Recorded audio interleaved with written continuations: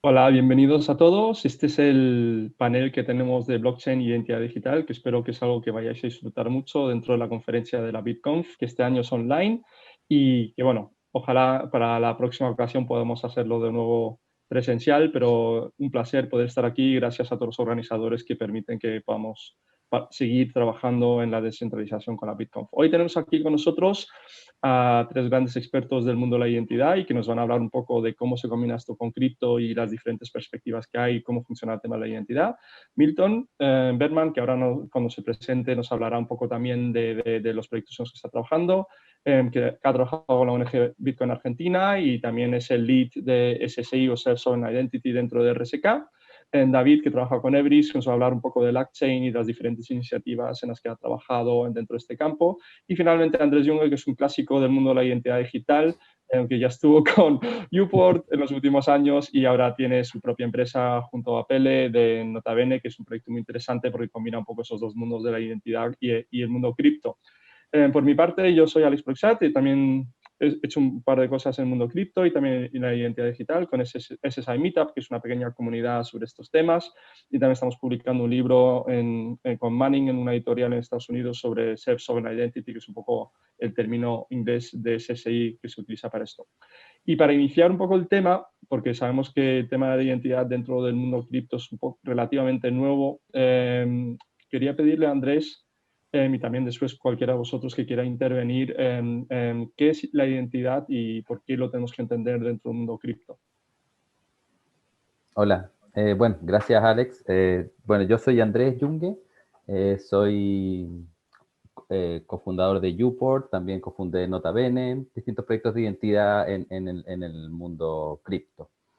Y bueno, la identidad básicamente, o la identidad digital soberana o autosoberana o identidad digital descentralizada en el fondo, es un concepto que no es nuevo, es un concepto que solo ahora se pudo hacer, pero originalmente no es tan nuevo.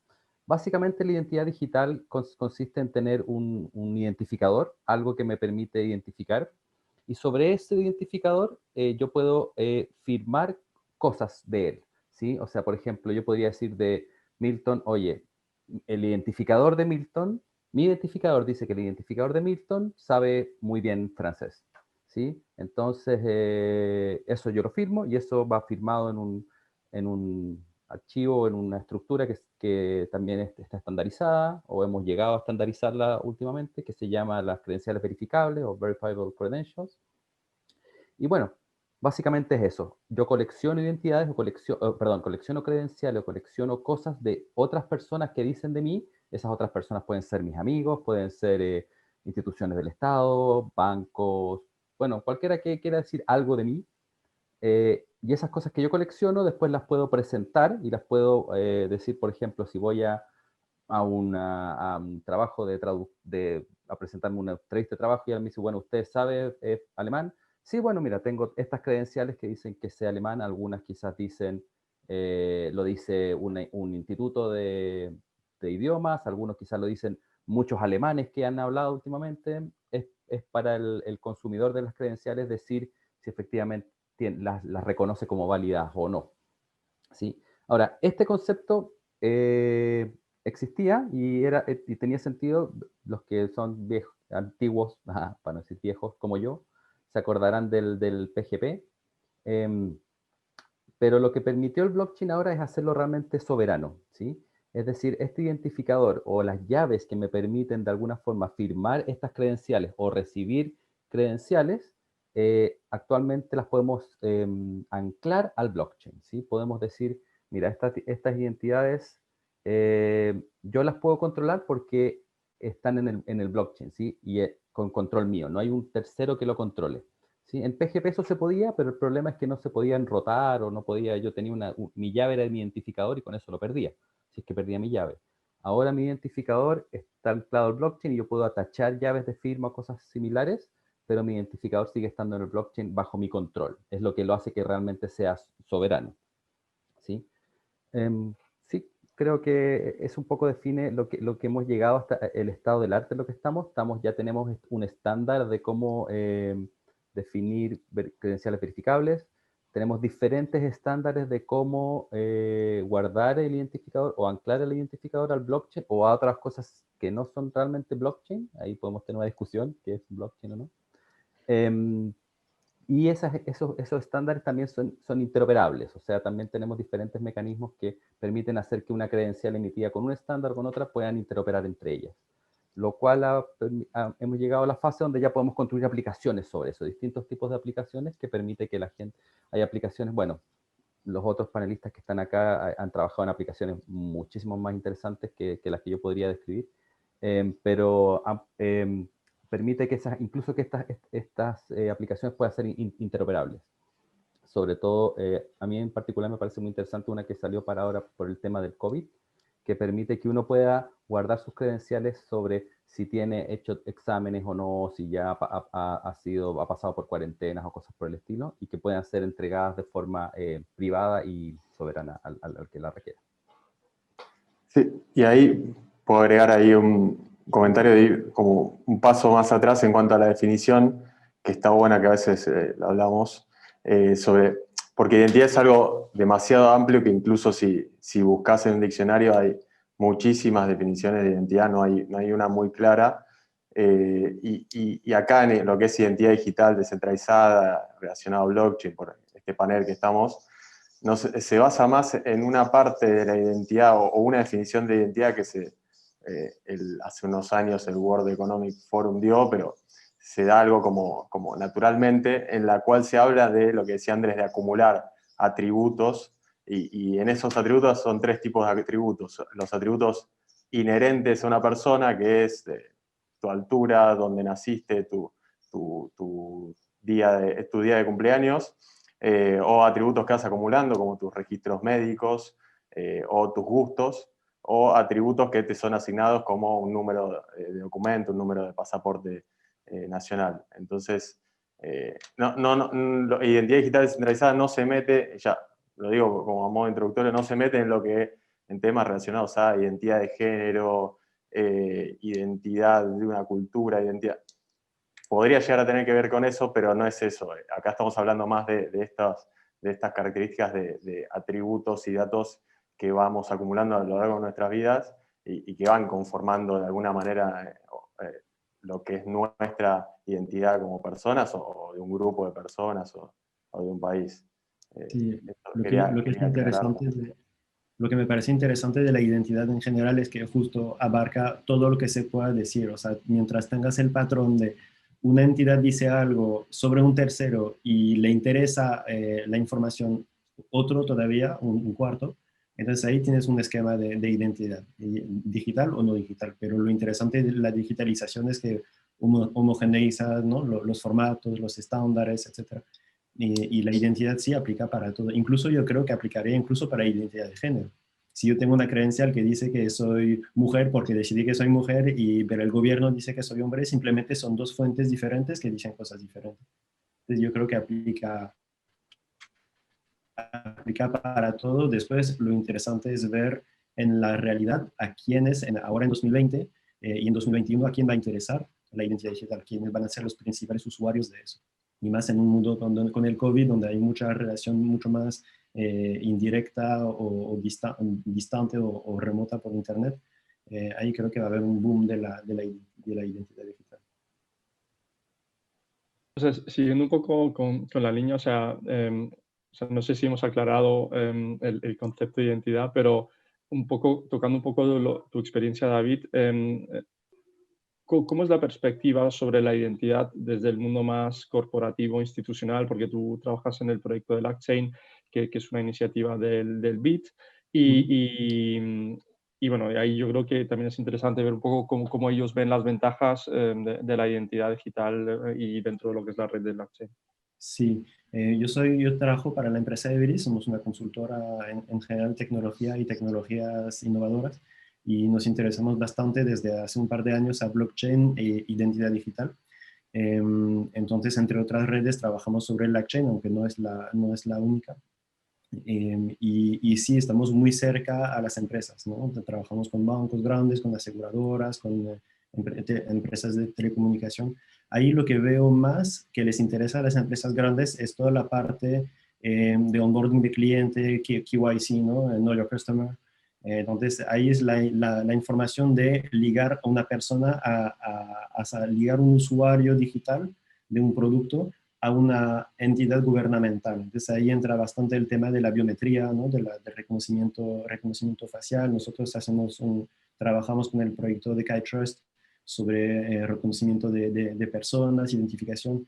Y lo que me parece interesante en el mundo corporativo es justo esa cohabitación híbrida entre una identidad puramente descentralizada y hardcore con blockchain, con DIDs, con identificadores descentralizados, perdón, y a la vez una cohabitación con una centralización que ven las empresas necesaria a través de pues, tu identidad del gobierno, porque al final, por más que tengas un DID, también quieren saber cuál es tu número de documento y cómo te van a encontrar si lavas dinero.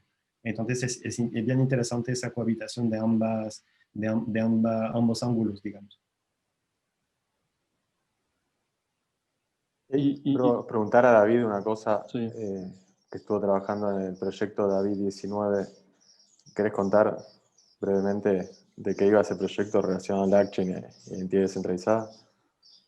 El proyecto David 19 es una campaña que el Banco Interamericano de Desarrollo impulsó para que las personas puedan describir a través de credenciales verificables autogeneradas su estado o sea, cómo están pasando en la pandemia, ¿no? Por ejemplo, decir, yo me estoy quedando en casa, entonces acreditas tu propia información diciendo que, bueno, yo me estoy quedando en casa desde hace tanto tiempo, o como decía Andrés hace un rato, si te hiciste las pruebas inmunológicas, etcétera, del COVID, emitido sea por ti, si es autoacreditado, como los certificados SSL autofirmados, o emitido por un tercero si es que aplica. Es un poco el contexto de David 19 de la campaña, que ahora tiene menos fuerza, pero era un poco eso. Estuvo interesante porque justo tuvimos la oportunidad de trabajar entre varias empresas que en principio estamos como que compitiendo, pero estuvimos trabajando de la mano para tener una solución que sea donde desaparecen los intereses individuales de las empresas y la idea es construir un ecosistema. Perfecto. Y Milton, y también, o sea, obviamente todos podéis comentar siempre, o sea, desde mi punto de vista, en el mundo cripto, Bitcoin, hay un nivel de conocimiento sobre lo que es SSI o identidad digital descentralizada bajo todavía. O sea, tú que estás metido en ambos mundos desde hace varios años ahora, ¿qué es asumiendo que esto es verdad lo que estoy diciendo, qué es lo que crees tú que deberían saber las personas del mundo cripto para entender mejor SSI o qué cosas has hecho tú por ahora para ir construyendo puentes entre esos dos mundos? Sí, la verdad. Yo cuando me empecé a meter en el mundo, más o menos al mismo tiempo, de cripto y de identidad descentralizada, cuando hablabas de estos conceptos, de hacer una identidad digital en la que vos puedas controlar un poco más y ser tu dueño y quitar intermediarios, lo normal, si hablabas con alguien, puede ser ya sea un bitcoiner o alguien que estuviera metido en desarrollo blockchain, en Ethereum, en RSK, en cualquiera de estas blockchain también de smart contract, no solo Bitcoin o de otros tokens. Lo normal era, bueno, listo, grabamos un hash de determinado dato en blockchain y ya está. Entonces todos los datos digitales tuyos que podrías tener en Facebook, en un banco, en cualquier lado, los grabás en blockchain y a partir de ese momento tenés el control total de eso y es un dato incensurable, inmutable y demás y se resolvió el problema. Esa es como normalmente cómo pasaba intuitivamente a quienes estaban en este espacio cripto que se imaginaban. Pero la realidad es que hay una evolución a eso, porque la realidad es que si te pones a pensar, guardas un dato sensible, importante tuyo en blockchain, estás perdiendo un principio fundamental que supuestamente es uno de los que viene a traer identidad descentralizada, que es la privacidad. Porque cualquier cosa que almacenas en blockchain es pública para todo el mundo y además, al ser inmutable e incensurable, tenés el problema del derecho al olvido, que por ejemplo hay leyes en todo el mundo relacionadas a eso. Si grabás un dato en blockchain no tenés eso, entonces eso es lo que la preconcepción de quienes estaban en este espacio tenían y que muy de a poco estamos intentando cambiar, que quienes estamos metidos en esto, para poder empujarlo y que se note que no es solo grabar cosas en blockchain y ya está resuelto, sino que hay mucho más atrás de eso. Pero a la vez, bueno, y esto tiene que ver con esto que mencionaron un poquito David y Andrés, de estándares de identificadores descentralizados y de credenciales verificables, que tienen mucho de las características de blockchain, pero no necesariamente es, bueno, guardamos todo en blockchain y se resolvió, sino pues se puede hacer de otra forma. Pero lo que sí comparten estos dos mundos es el concepto de que está centrado en el usuario, en el humano. O sea, la identidad digital descentralizada, al igual que Bitcoin y todas estas blockchain relacionadas, esto está centrado en el humano. El humano tiene un control determinado, si tiene sus llaves, puede acceder a toda su información y nadie le va a prohibir eso, no va a haber un intermediario. Y ahí es donde estos dos mundos se unen, en esos principios, en esa forma de pensar las cosas. Y tal vez en la implementación tecnológica es donde se generan más dudas y bueno, por suerte ahora están todos estos estándares, incluso estandarizados hace muy poco por W3C, que están ayudando a que este mundo de SSI, Self-Sovereign Identity, identidad descentralizada, evolucione y crezca. Sí, me parece muy, muy cierto eso. O sea, yo creo que ha habido yo creo que con todos los juguetes nuevos en general, ¿no? O sea, como que al principio queremos hacer todo con lo mismo. Y yo conozco Bitcoin desde 2011 y al principio, claro, todo lo veía un videojuego, no sé qué, todo sobre Bitcoin, sobre las blockchains. Y ahora me siento que me vuelvo cada vez más minimalista de blockchain. O sea, yo creo que hay cada vez menos cosas que van a ir en blockchain, como se dice muchas veces, ¿no? Una blockchain va a ser un punto en una arquitectura, pero no va a ser tu arquitectura completa sobre blockchain. Va a ser un elemento crítico, sensible, bien pensado, 1 milímetro sobre blockchain y el resto fuera de la blockchain, justo para atender temas como lo que dice Milton de privacidad con GDPR y ese tipo de cosas. Entonces, usar mucho la criptografía, creo que la parte de la criptografía es más importante que la blockchain como tal. Los hashes, ¿no? Las propiedades de los algoritmos de criptografía, y la blockchain entra de manera muy, muy, muy, muy minimalista en eso.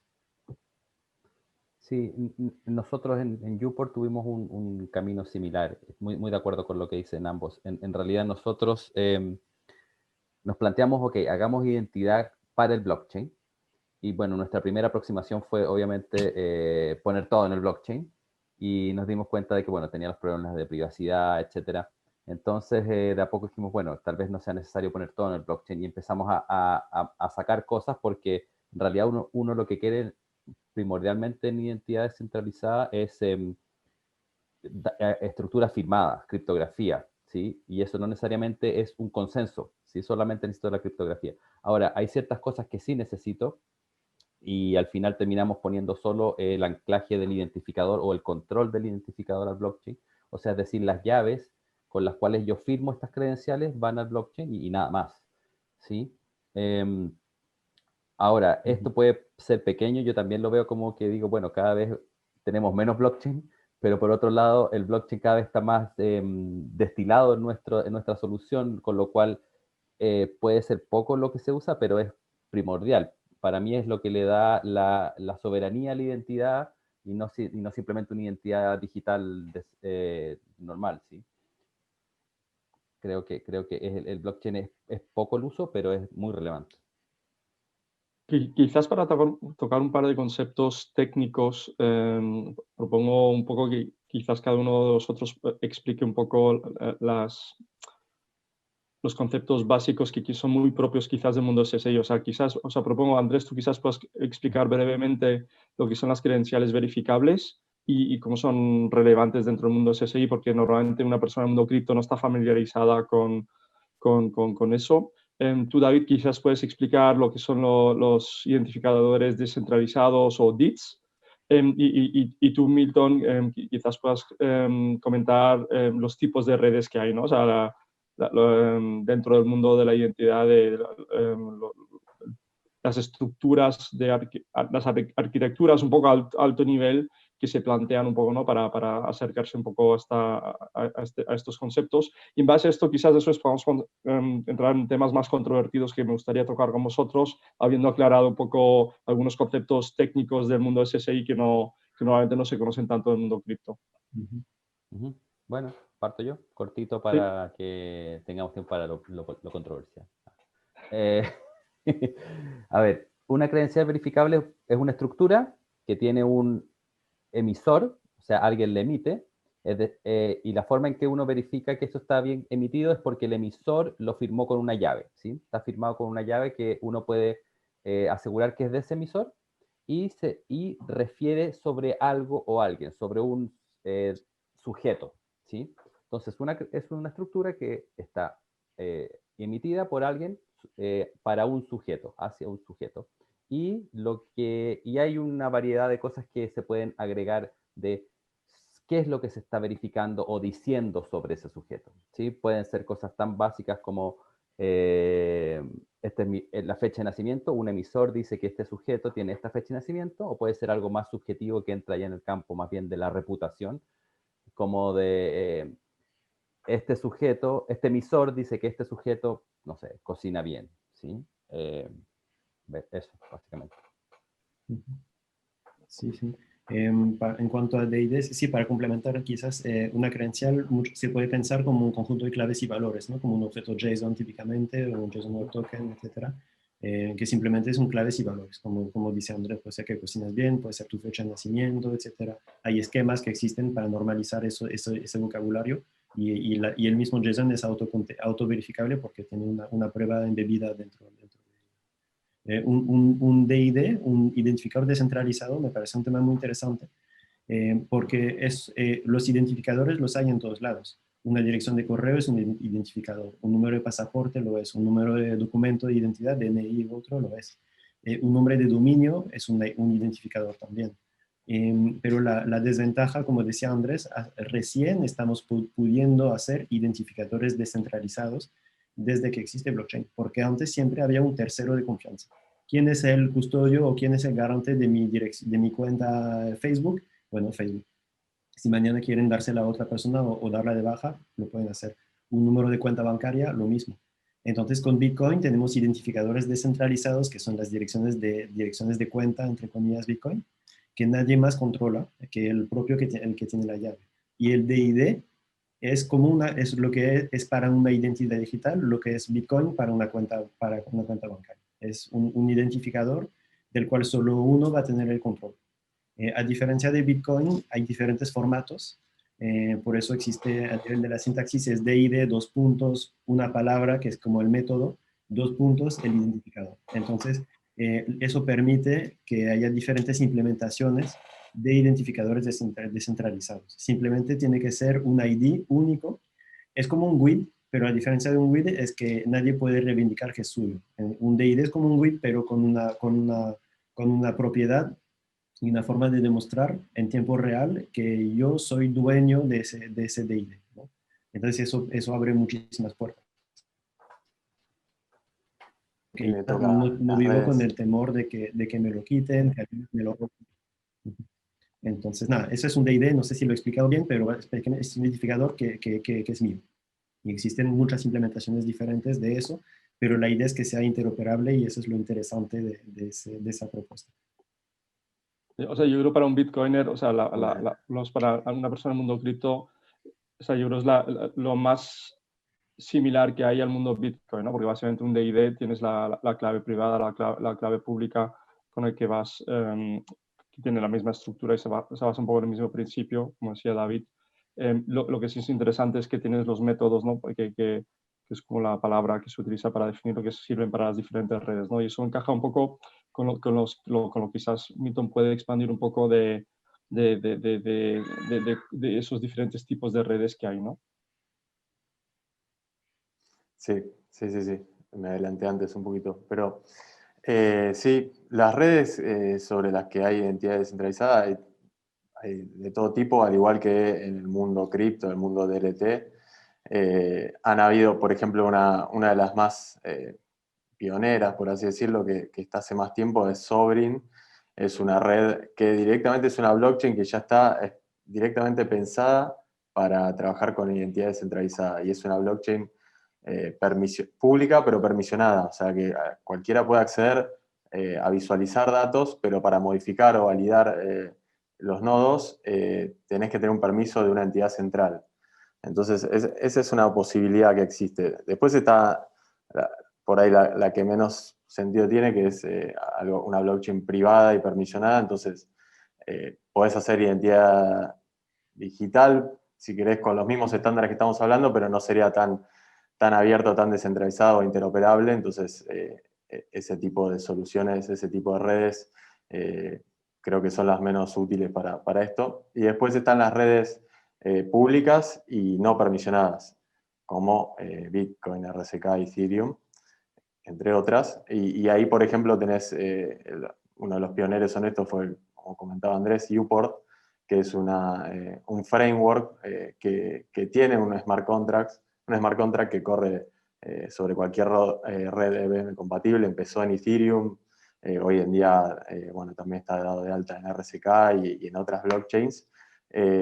Y ahí, en ese tipo de redes, lo que ocurre es tener las mismas características que el Bitcoin o estas redes, donde cualquiera puede interactuar, no hay permiso, cualquiera puede visualizar, es pública y no permisionada, entonces cualquiera puede acceder a validar nodos de esa red o interactuar con el smart contract y demás. Y bueno, y ahí después empiezan entre estos tipos de redes los debates de ver, bueno, hasta cuánto sirve una red que es permisionada, o hasta cuánto va a entrar cualquiera a mi sistema súper público y que no haya censura. Pero ahí lo que para mí es interesante es que, como venimos diciendo, se fue un poco quitando el factor blockchain de la mayoría de estos estándares de identidad descentralizada. Entonces, va a depender mucho de cada implementación. Si una empresa, si un gobierno, si una red de pares implementa identidad descentralizada, va a poder elegir sus sabores, va a poder elegir, bueno, yo me voy a basar en este que corre en este tipo de blockchain y voy a usar estos estándares que son mundiales e interoperables. Y entonces, según el tipo de forma en que lo implementes, va a ser el riesgo que vas a correr. Si es una blockchain permisionada y tus identificadores sí o sí tienen que darse datos en blockchain, bueno, vamos a tener un problema, el mismo problema que tenemos hoy en día, de que podés tener censura, o que podés tener intermediarios que bloqueen tu acceso. Entonces, va a depender mucho de esa implementación. Tal vez se usa una blockchain pública y permisionada, pero el DID lo podés dar de alta como vos quieras, tu identificador. Entonces, según el caso de uso, van a haber diferentes problemas. Sí, yo veía que al principio, al menos nosotros en el proyecto de KiteTrust, cuando empezamos a trabajar en eso, quisimos hacer todo al mismo tiempo, ¿no? Poner los hashes de una credencial en la blockchain y el DID en la blockchain y todo en la blockchain, y al final tienes una solución muy acoplada. Y cada vez más estoy viendo que estamos atomizando los problemas, y como dice Milton, puedes tener una credencial verificable firmada por una llave totalmente embebida en una credencial y que ni siquiera necesita blockchain. Y el DID está en otra blockchain, etcétera. Y la revocación a lo mejor en otra, etcétera. Entonces, yo estoy viendo cada vez más que es como atomizar, así como en Internet siempre ha sido históricamente, ¿no? Tienes P, tienes IP, tienes Ethernet, etcétera, y son bloques que se pueden combinar entre ellos, pero que no están acoplados necesariamente. Entonces veo que la variedad de implementaciones es muy, muy, muy interesante. He visto DID sobre Git. O sea, realmente se puede hacer un montón de cosas muy interesantes, pero lo que veo de bueno que viene es que hay una fuerte interoperabilidad, ¿no? Entre credenciales verificables, incluso DID, autenticación. El concepto de la autenticación también no hemos hablado mucho, pero es algo que se presta cada vez más a interoperabilidad entre lo que ya existe. O sea, tocando un poco la parte un poco donde quizás se une todo esto, Andrés, o sea, tú, corrígeme si me equivoco, creo que a principios de año fundasteis Nota Bene, ¿no? Y toca un poco los dos mundos, ¿no? O sea, o sea, corrígeme si lo explico mal, ahora lo explicarás mejor, pero toca el mundo cripto, porque entiendo que ayudáis a los exchanges y a los usuarios de cripto a cumplir un poco con la normativa que viene impuesta un poco por los reguladores internacionales, y ahí hacéis uso de la identidad digital descentralizada un poco para para facilitar un poco las necesidades y las sensibilidades de las personas del mundo cripto, pero al mismo tiempo permitir que se cumpla con la normativa, ¿no? O sea, quizás nos puedas comentar un poco cómo vosotros habéis tenido esa visión, ¿no? Porque yo creo el reto que veo un poco dentro de estos dos mundos, ¿no? Si ahora cogemos Bitcoin, que está casi máximos históricos de nuevo, pues claro, al Bitcoiner le encanta, aquí Bitcoin sube, pero una de las características que ha habido dentro del mundo de SSI es que no ha habido todo ese dinero, ¿no? O sea, que se ha movido el mundo cripto porque no ha podido haber ese mismo nivel de especulación, ha sido más una tecnología de base clásica, ¿no? En su modelo de desarrollo desde mi punto de vista. Pero vosotros, ¿cómo habéis llegado a la conclusión, como tú vienes de ambos mundos un poco, a desarrollar la solución en la que estáis trabajando?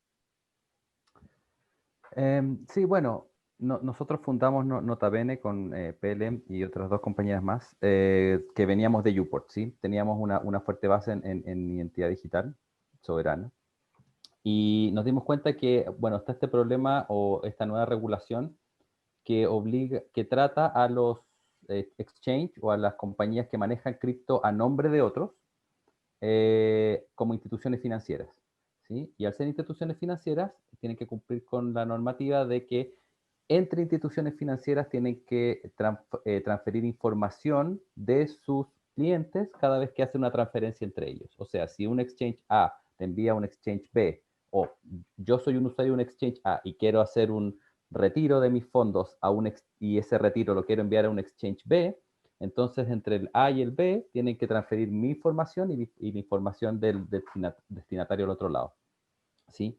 Esto es súper tentador para que se cree un lugar central de datos donde, bueno, quiénes son los usuarios de cada exchange y los exchanges compartan sin ninguna restricción. Nosotros creamos algo que permitía o que permite que esto pueda fluir sin un mecanismo que sea central y también de una forma que permita respetar la privacidad de los usuarios al mismo tiempo de que se cumple con la regulación.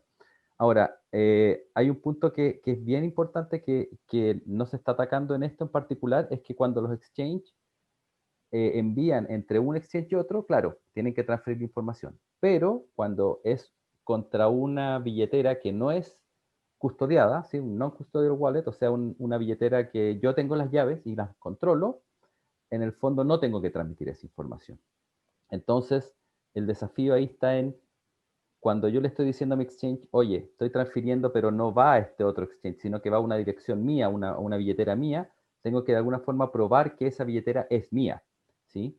Y el exchange de alguna forma tiene que poder guardar esa información para cuando venga el regulador y le diga, oye, hemos descubierto que están saliendo fondos para terrorismo, lavado de dinero, bueno, todas esas cosas horribles que pasan, y a dónde están yendo, el exchange pueda fehacientemente demostrar, ok, mira, estos se fueron a estos otros exchange y les envié la información y tengo la información de a quién iba, pero también se fueron algunas a billeteras no custodiadas, la mayoría en realidad, y tengo las pruebas de eso.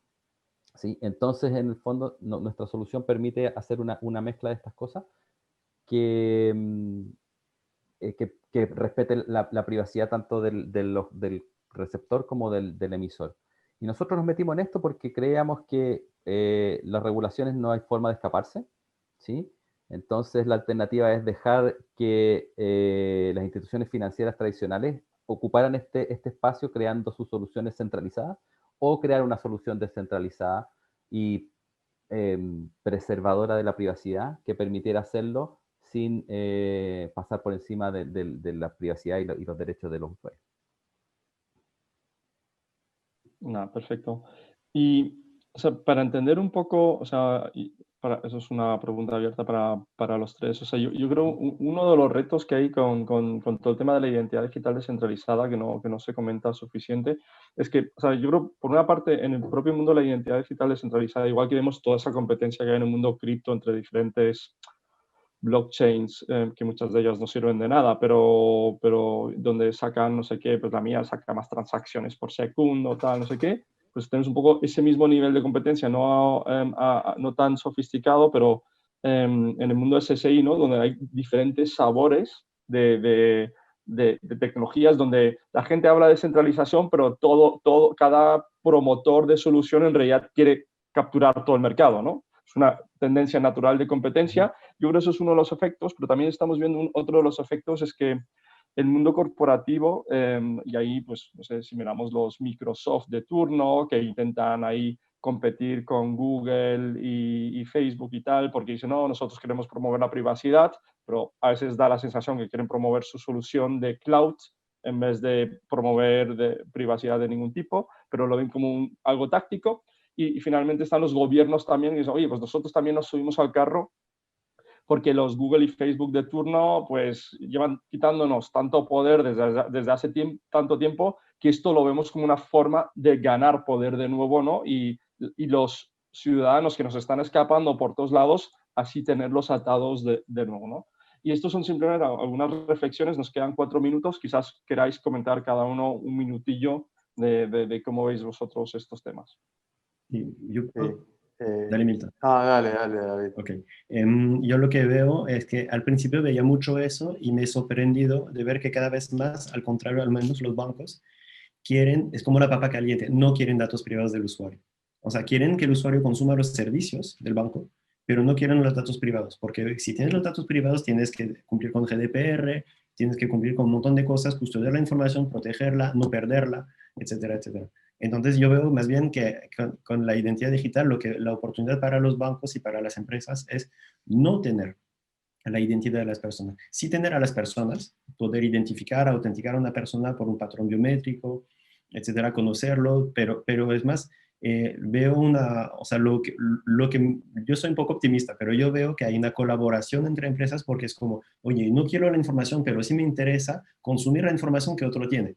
Por eso es que, por ejemplo, Facebook y demás han tenido éxito, porque las empresas es como, qué genial, me lavo las manos. Ya no tengo que tener una base de usuarios, más bien lo delego a otro y yo solamente tengo el mejor de ambos mundos. Entonces yo siento que con la identidad descentralizada justo tenemos la oportunidad de eso, ¿no? De que las empresas funcionen como, hagan solo lo que tienen que hacer, que es proveer un servicio, por ejemplo, tener tu dinero, asegurarte, etcétera. Pero, y por qué no ponerse como una autoridad en decir que tú eres un ciudadano, que tienes una buena línea de crédito, etcétera. Eso sí, ser autoridad, sí veo una competencia en ese sentido, de ser la referencia pero no necesariamente es para ser custodios de la información personal de la gente. Últimos comentarios de Milton y Andrés, ¿ok? Milton. Yo coincido con lo que dijeron y creo que sí, creo que están viendo aquellos que venían perdiendo esa lucha por obtener los datos de las personas son los que pueden estar más interesados y se ve, el mundo corporativo está mirando esto como una forma de recuperar eso perdido. Y después nada, quiero meter un chivo, como decimos en Argentina, porque si no me matan, que hoy se hizo el anuncio y se está lanzando la plataforma de Self-Sovereign Identity, de identidad descentralizada sobre RSK, de Riff Identity, donde yo trabajo, así que queda un minuto y quería decirlo porque si no me van a matar. Así que... muy bien, pues felicidades, Milton, por ese trabajo. Andrés, coméntanos, que te queda un minuto. Sí. No, un poco para cerrar, yo creo que la industria de identidades soberanas entendió que esto no funciona si no es interoperable. Eso ya lo entendimos, estamos trabajando en eso. Tal como en el mundo cripto hay soluciones que son más descentralizadas, menos descentralizadas, pero más rápidas o menos costosas, etcétera, etcétera, etcétera. Creo que vamos por buen camino. Lo que sí veo que va faltando, que es algo que también el mundo cripto está haciendo, es un poco la interfaz con la experiencia del usuario, ¿sí? El usuario, como dijo David, mucha gente no quiere tener los datos y se los estamos pasando que el usuario los controle. Pero también el usuario tiene que tener una forma de poder recuperarlos, de poder hacerse cargo de ellos, porque si pensamos, todas las personas manejarán todos sus datos y de una forma privada, que nadie más los tenga que ellos, significa que si se les pierden, o que se los corrompen, o si los hackean, etcétera, es más complicado. Entonces hay todavía un trabajo ahí en ese aspecto para que esto pueda llegar a ser más mainstream. Sí, una descentralización, pero con también una posibilidad de delegar confianza. O sea, aparte de la soberanía, es poder delegar confianza a un tercero. Exacto. Fantástico, pues daros las gracias a todos por vuestras aportaciones, el conocimiento compartido. Espero que a todos los que hayáis podido escuchar esto os haya gustado. Os damos las gracias a todos, especialmente a los organizadores de la BitConf que hacen este esfuerzo para promover el mundo descentralizado en el mundo iberoamericano. Y nos vemos en la próxima. Muchas gracias a todos y nos despedimos.